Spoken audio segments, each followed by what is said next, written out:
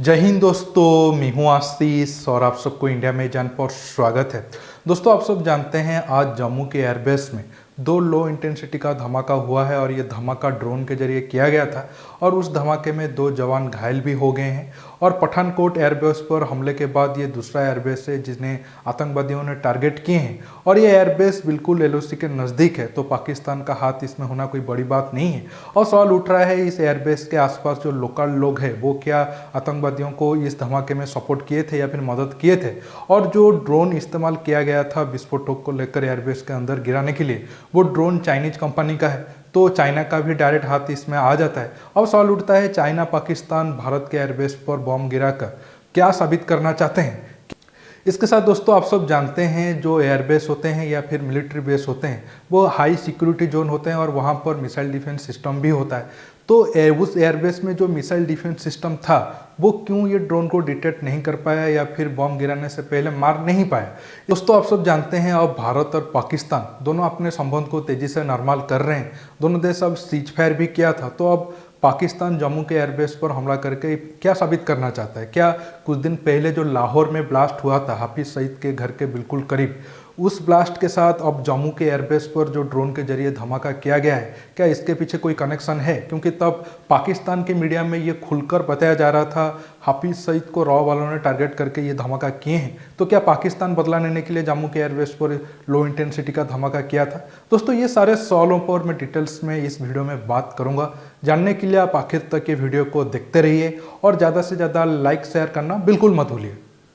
दोस्तों, आप जानते हैं ये हमला कहाँ और कैसे किया गया। दोस्तों, आप सब जानते हैं ये जो जम्मू का एयरबेस है ये बिल्कुल एलओसी के करीब है और माना जा रहा है कि कल रात को तकरीबन 1:37 में पहला धमाका हुआ और इस धमाके से जो एयरफोर्स, आप देख पा रहे होंगे एयरफोर्स बेस में एक बिल्डिंग को, छत को काफ़ी नुकसान पहुंचा है।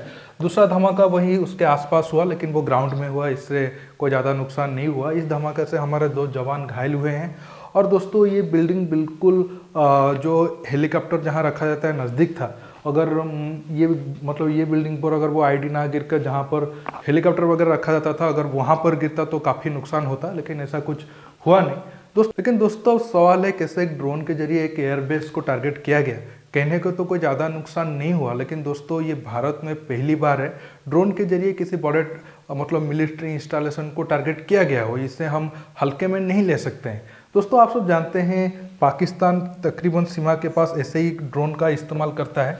ज़्यादातर क्या होता है कि पाकिस्तान ऐसे ड्रोन के जरिए हथियार या फिर ड्रग्स, पैसा वगैरह जम्मू जो कश्मीर एरिया है वहाँ पर या फिर पंजाब बॉर्डर में इस्तेमाल करता है। तब ये ड्रोन पाकिस्तान के साइड से आते हैं और जो फेंसिंग किया गया है वहाँ से कुछ 100 मीटर आगे या फिर ज़्यादा से ज़्यादा 1 किलोमीटर के अंदर वो हथियार वगैरह गिरा कर चले जाते हैं। मैक्सिमम टाइम में हमारे जो बीएसएफ वाले हैं या फिर इंडियन आर्मी वाले हैं वो तो ये ड्रोन को मार देते हैं या फिर उन्हें वापस जाने के लिए मजबूर कर देते हैं, लेकिन कभी कभी पाकिस्तान को भी कामयाब मिल जाता है।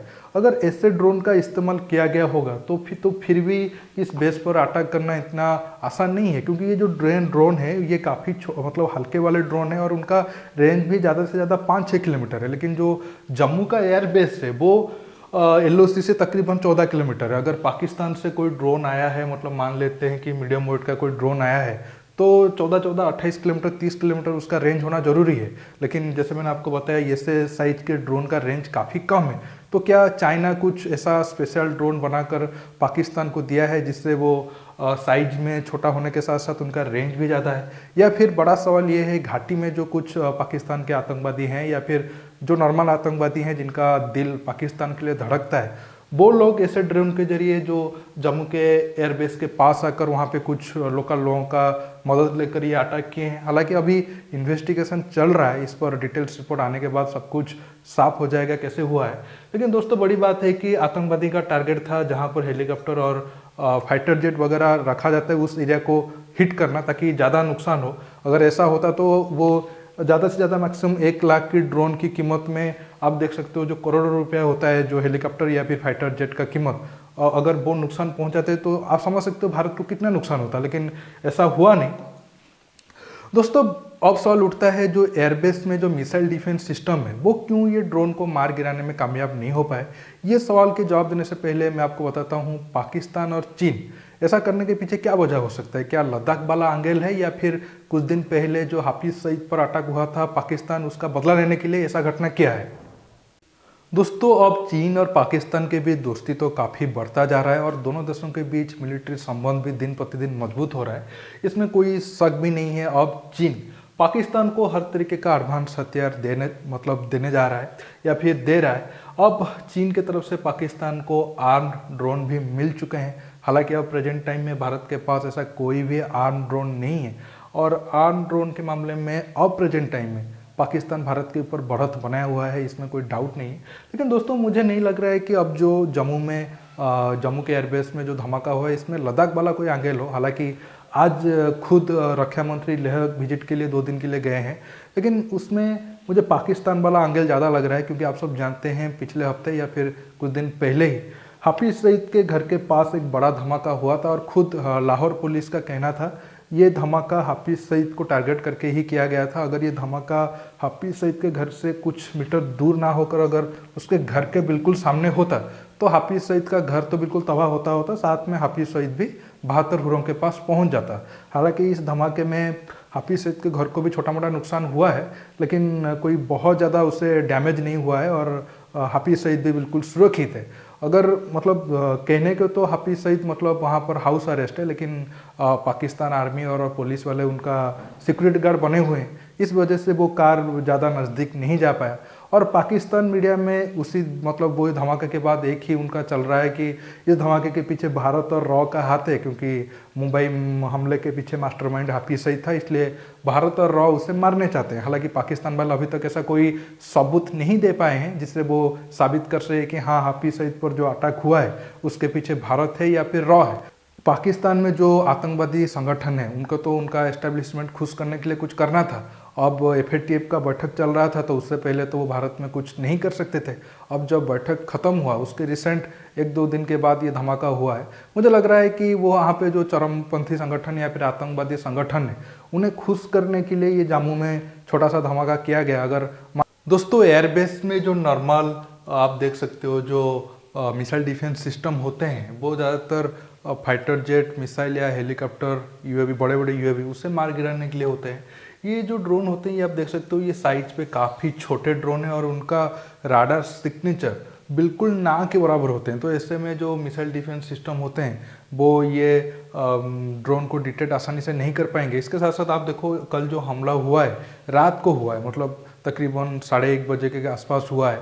अब इन्वेस्टिगेशन तो चल रहा है, लेकिन देखना होगा ये जो हमला हुआ है जो टाइमिंग को चुना गया है क्या ये जो शिफ्ट चेंज होता है उसी के बीच हुआ है, क्योंकि दिन में अगर ये ड्रोन आकर एयरबेस के अंदर बॉम्ब गिराने की कोशिश करता वहाँ पे जो हमारे फौज भाई तैनात होते वो आसानी से ड्रोन को देख सकते थे, लेकिन रात के अंधेरे का फायदा लिया गया है। हालांकि तो अब सवाल उठता है अगर पाकिस्तान की तरफ से ऐसे ड्रोन के जरिए हमारे एयरबेस को टारगेट किया गया है तो भारत के पास क्या ऑप्शन बचता है? देखिए भारत के पास 2 ऑप्शन है, एक है अटैक, दूसरा है डिफेंस।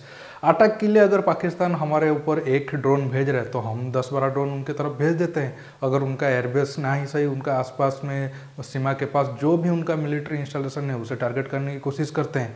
अगर एक के जगह 10 ड्रोन जाएगा तो वो भी आगे हमारे तरफ ड्रोन भेजने की हिम्मत नहीं करेंगे। डिफेंस के लिए हम ड्रोन किलर गन ले सकते हैं जैसे स्माश 2000+ गन। हालांकि इंडियन नेवी ने इजराइल से ये ड्रोन किलर गन का ऑर्डर किया है, लेकिन इंडियन एयरफोर्स के पास अभी तक ऐसा कोई सिस्टम नहीं है जो ड्रोन को मार सके। लेकिन दोस्तों अब इस एयरबेस पर हमले के बाद जरूर अब इंडियन एयरफोर्स भी कोई ऐसा गन या फिर ऐसा सिस्टम की तरफ जाएगा जो ड्रोन को भी मार पाए। हालांकि दोस्तों मैं एक बात कहना चाहता हूँ, टॉपिक तो अब खत्म हो गया है। जब पाकिस्तान की तरफ से न्यूज आता था पिछले 1-2 साल से कि पाकिस्तान ड्रोन के जरिए सीमा के पास ड्रग्स या पैसा या फिर हथियार वगैरह इस तरफ भेजने की कोशिश करता था, मेरे दिमाग में आता था क्या ये आगे जाकर इस ड्रोन के जरिए हमारे मिलिट्री इंस्टॉलेशन को टारगेट कर सकते हैं, जो आज सच हो गया।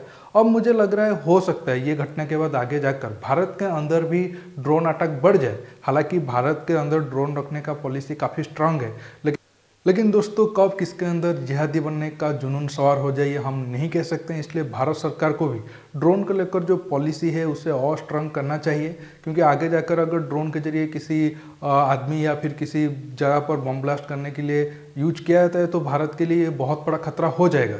दोस्तों आज के टॉपिक में बस इतना ही। आपको ये वीडियो कैसा लगा नीचे कमेंट बॉक्स में ज़रूर कमेंट करके बताइए। दोस्तों आप मेरे चैनल को सब्सक्राइब करने के साथ साथ सब्सक्राइब बटन के पास जो बेल आइकन है उसे ज़रूर प्रेस करिए। दोस्तों रुकता हूँ, बहुत जल्द एक नया टॉपिक के साथ मिलूंगा।